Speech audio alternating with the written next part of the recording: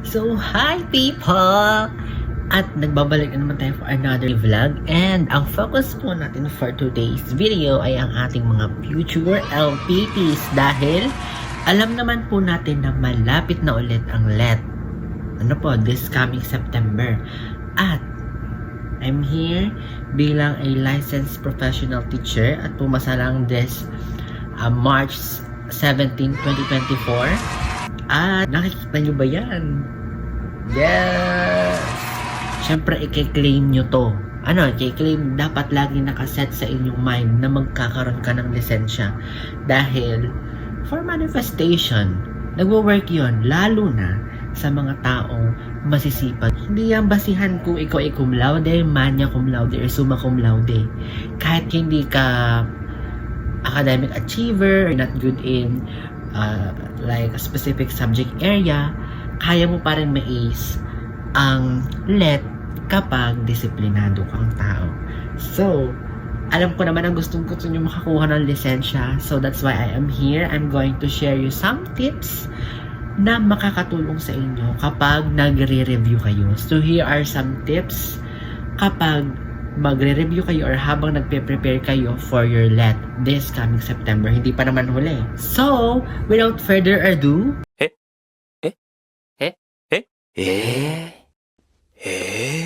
without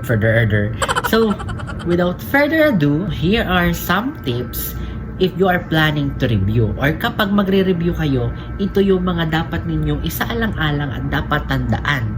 Okay? So, these are your goals.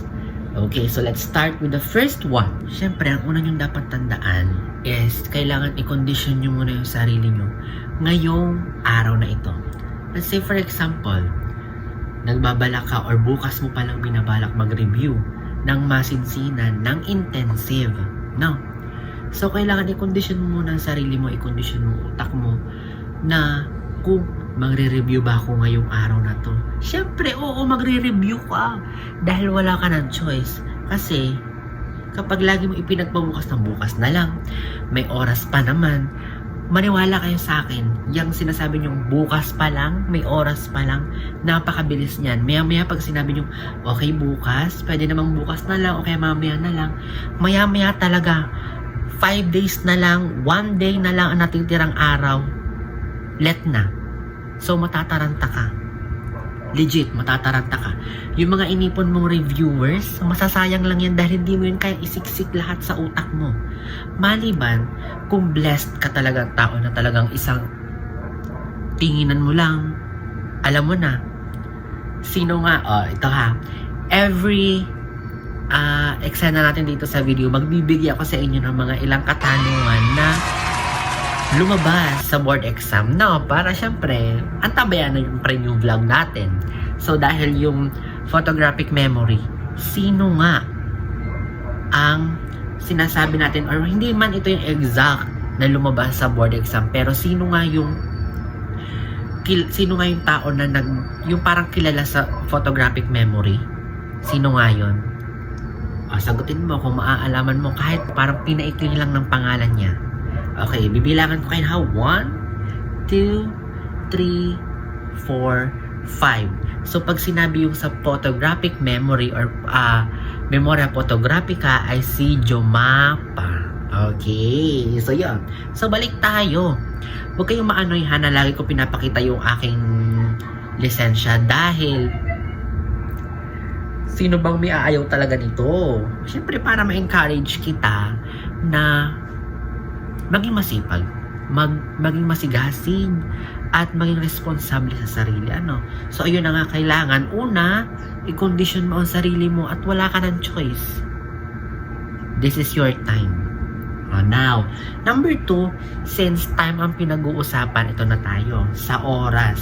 Nakapaloob sa oras, yung iyong scheduling, kung anong oras ka magre-review, pahinga, me time, then review ulit, watch ng online review, sagot ng online test, yung mga ganyan, scheduling, yan yung time. So, una mo dapat tandaan sa time, sa oras, alamin mo sa sarili mo kung saan ka mas komportableng mag-review. Ano yung ibig ko sabihin sa komportableng mag-review, anong oras mas kinakain ng utak mo yung mga nire-review mo at binabasa mo? Kung ikaw ay morning person, sa umaga, applicable sa'yo na pagkagising, kumain, sa umaga, harapin agad lahat ng mga nire-review. Kung yun yung time na masigasig at masigla ka at parang crave na crave kang mag-review. Kasi kapag ganun ang nararamdaman mo sa oras na yon, yun yung iyong oras. Yun yung best time for you para mag-review. Meron din na nagsisimula ng madaling araw. Ako hindi ko talaga bet yung madaling araw kasi pag madaling araw, antok na antok ka pa. Walang mangyayari. Agantahan ko lang yung binabasa ko. Pero pagdating ng umaga, like mga 8 a.m., pagkatapos kumain, hilamos, ayan na. Diyan ganang-gana ang utak ko. Ganang-gana, ganadong-ganadong utak ko sa oras na yan hanggang bago maghapon. Pwede din kasi akong panggabi. Dahil nung ako ay high school, nung elementary, nung senior high school at nung college, since maghapon naman kasing nasa school, gabi lang yung time para mag-review. So, nahasa din ako sa panggabi. Pero kung ikaw ay morning person, yan. Best na unahin mong kumain, maghilamos, then start ka ng 8 a.m. Meron namang pangtanghali. No, dahil ang ginagawa nila sa umaga, chilling mode, parang kinocompose nila yung sarili nila na okay, so magre-review ka this 12 noon. Merong ganon. Then kung 12 noon ka, doon mo simulan. Gawin mo lahat ng mga errands mo sa umaga. Okay? Para sa 12, hindi kayo, oh my gosh, gusto ko pang mag-TikTok. Ala, sige, mag-TikTok ka nang hindi ka pumasa. Charot. Tapos, kung naman ikaw yung panggabi, wala tayong magagawa. Panggabi, doon mo atakihin. Ibig sabihin, sa umaga hanggang tanghali, mahaba ang iyong preparation at ang iyong let's just say, mahaba ang ang sinasabi ko kanina, ayan, sister, makakalimutin. Paano po masasalit ko makakalimutin? So, yung umaga hanggang tanghali, yun yung mga, ganun kahaba ang preparation mo para i-compose yung sarili mo na, okay, so these are the things that I'm going to do, these are the things that I'm going to read, review, analyze, and etc. etc. Ganun. And then, syempre, yung mga may work, lalo pa pag ang tapos lang talaga is panggabi, wala talaga magagawa kundi kahit pagod ka, magre-review ka. Dahil bakit? Worth it yan. Kapag yung utak mo nasanay, ito ha, di ba katatapos lang, di ba kagagraduate lang namin, then sabi ko, sabak agad. Akala namin, kapag yung sumabak ka, parang sasabihin ng iba, fresh pa yan, alam mo pa yan lahat. Hindi. Sa totoo lang, pag unang sabak mo sa review, ang tingin mo sa sarili mo, you're so booping. You're so boppies, as in zero ang brain. Pero nung nasasanay na kami sa mga binabasa namin na simpleng tingin, ay alam ko yan, ay alam ko yan, ay alam ko yan. Ganon ang nagiging epekto kapag consistent ka sa pagre-review at alam mo yung oras mo. Okay? So dati, umaga, review na naman, review. Laging pag sa umaga, oh my gosh. Pero, kapag na-review mo yon, nabusog mo ang sarili mo, kinaumagahan, kapag nakita mo, kunwari, nagbabrowse ka lang sa Facebook, let's just say, nagkaroon ng online review, or kahit may lumabas, nag-pop up sa'yo, o may nagbato sa GC nyo ng tanong, matik, sagot mo yun. Ganon ka-powerful kapag marunong ka mag-manage ng time. Okay. So, ito, lumabas din to.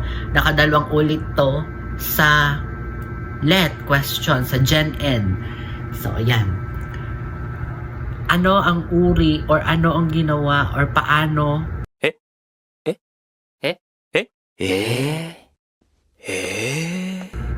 ayan. Grabe ang tanong. Hindi maisip ng person. So, ito na lang. Paano in-execute si Rizal?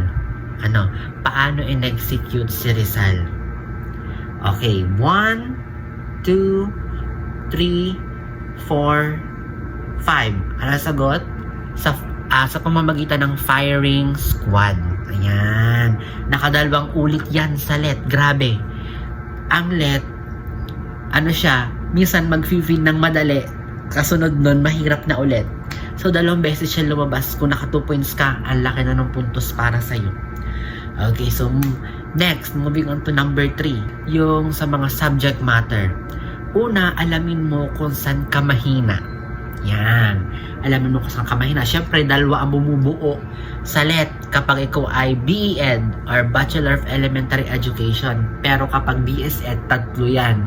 So ngayon, dahil I am a BEd, I took the program Bachelor of Elementary Education, major in General Education. So 2 lang yung amin, yung General Education at Professional Education. So, ramdam ko sa sarili ko na mahina ako sa Gen Ed. So, sinet aside ko ang Prof Ed at nag-focus ako sa Gen Ed. So, ang Gen Ed, marami bumubuo dyan. Math, Science, Filipino, MAPE, ano pa nakalimutan ko, Araling Panlipunan, Social Studies, Arts, ayun na, MAPE yun, sa MAPE yun. Shomers. So, MAPE yun. Tapos, ano pa mga nakalimutan ko, Filipino, yung mga core subjects na English, Ethics, kasama din yan. Tapos, ano pa nga yun? Yung sa may part ng globalization, yun. Ano nga yun? Letter C yun eh. Grabe. Contemporary world, nga ganun. So, pero under na din siya siguro ng Araling Panlipunan. Kasama din ng ethics at saka values.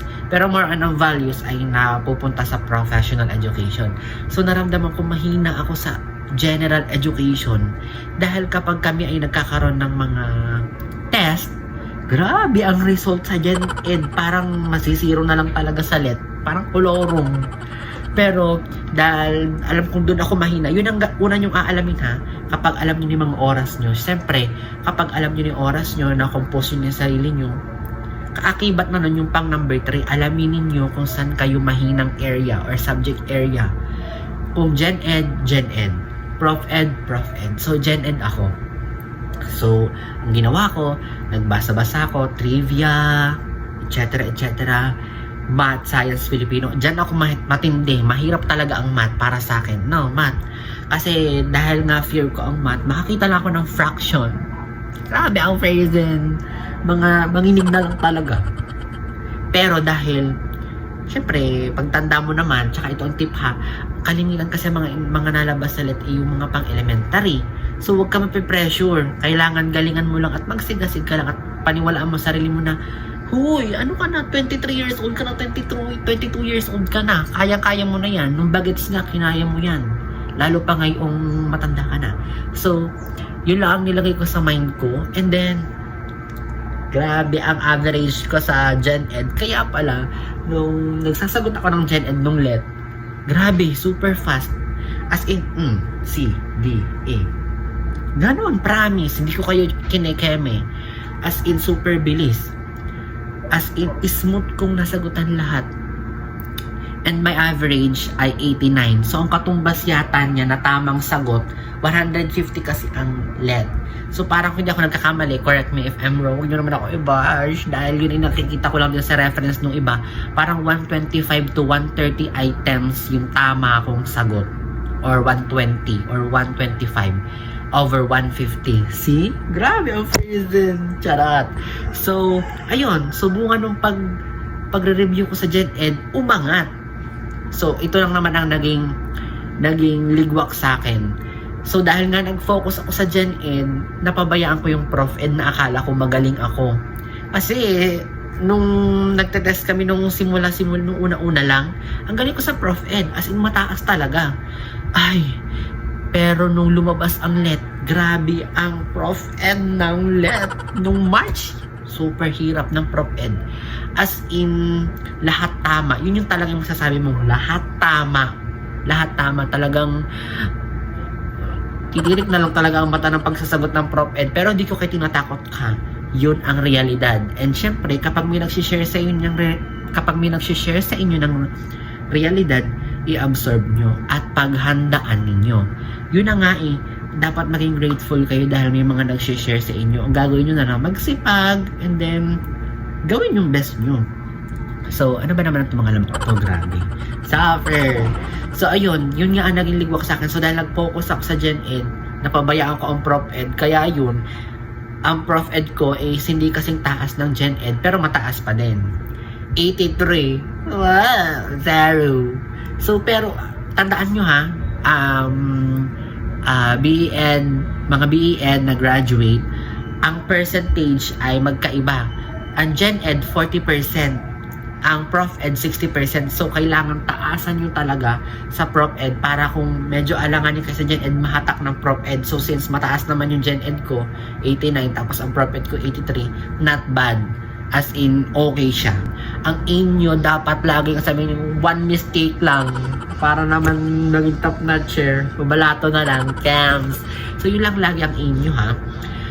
Damihan ang tamang sagot. Yan. So, yun lang, ha. Ang tip ko din, since sinabi ko nga kanina, ganun ang naging naging disadvantage or naging negative effect nun, ang gawin nyo, kapag tapos na kayo sa inyong mahinang subject, balikan nyo ulit yung mas magaling kayo. Huwag kayong magpakakampante. Dahil pag kampante, medyo parang tumataas yung ranggo natin. Medyo parang, okay, carry lang yan. Ay, kagaya nung sa akin. O, akala ko magaling na ako sa Prof Ed. O, naging 83. Pero nung nagsasagot ako, feeling ko ang galing ko din. Promise. Super galing ko din. Pero ay, pagtingin ko, cheeky affairs din. Pero hindi pa rin masama. 83. 83 is not bad. Okay? Pero, ini-encourage ko kayo na syempre, mas taasan pa. Pero kung yun lang talaga ang kinaya, wala tayong magagawa kasi yun yung in-effort mo. And, wag kang iiyak. Maging thankful ka. My gosh, 75 is good. Okay, 75 is good. Pag 74.9, oh my God. So, kaya kailangan galingan. Kasi 75 is the passing rate ng LED. Siya ang passing rate, hindi 74 point. Hindi siya nira-round. So, 75, pasado ka. And grateful ka. Pero kung mas mataas doon, super grateful dapat. Na? So, yun yung pangatlo. So, ayun. So, bago tayo mag-move sa ilan na ba? 1, 2. Grabe, hindi ko na naalala. Ano sinabi ko kanina? Pang-apat na ba? So, bago tayo tumuko sa pang-apat, grabe si Sir nag-a-advise as makalilimutin. Siyempre, nabuhos ko na lahat ng energy ko sa let, kaya naiga na. So, bago tayo pumunta sa pang-apat, so punta naman tayo sa mga continents. So, ilan nga ang continents? How many continents are there in the world? Yes! So, meron tayong ilan? 1, 2, 3, 4, 5, 7. Okay, so 7. So, ang tanong ko, ano naman yung continent and at the same time, country? And ang kanyang trivia is, this is the flattest continent and country. Ano siya? Australia. Correct. Okay, so ngayon, moving on. So, ang pang-apat is gather resources. Gather reliable and legit resources. Ano mga teacher? Kasi kapag naniwala ka dun sa mga MMing online na hindi mo naman talaga alam, kaya kailangan mag-fact check. Kaya kunyari, yung sa continent, kapag sinabi, ano ang pinakamalaking continent, tapos ang sagot, Russia. Hindi siya Russia kasi siya ay country. So, ayan, another trivia yun ha. Ang pinakamalaking country is Russia na nasa kontinente ng Europe. So, ang tanong ko naman, ano ang pinakamaliit na country? 1, 2, 3, 4, 5. Ito ay ang Vatican City. Ayan, Vatican City ang pinakamaliit na country. So, ayan. Okay, so back tayo sa kailangan kapag ganun, magfa-fact check kayo. At syempre, doon kayo pupunta o tatakbo sa mga legit talaga na nagpapakalat ng mga online review materials or yung mga materials na maka-benefit sa inyo. So, dapat talaga maging wais at wag basta-bastang, yung pala ang sagot, ito pala ang sagot. Hindi ganon. So, kailangan mag-fact check. Number 4, gather your resources kasi kayo din na magbe-benefit niyan. Pero, dapat matalino. Dahil kapag gather ka lang ng gather tapos hindi mo naman nire-review, wala din yun. Matatambakan ka lang din, ikaw lang din ang mahihirapan. So, ang tip ko kapag nag-gather ng resources, basahin agad. I-store agad sa brain para maging pagkain mo yun at maging bala mo sa darating na let. Okay?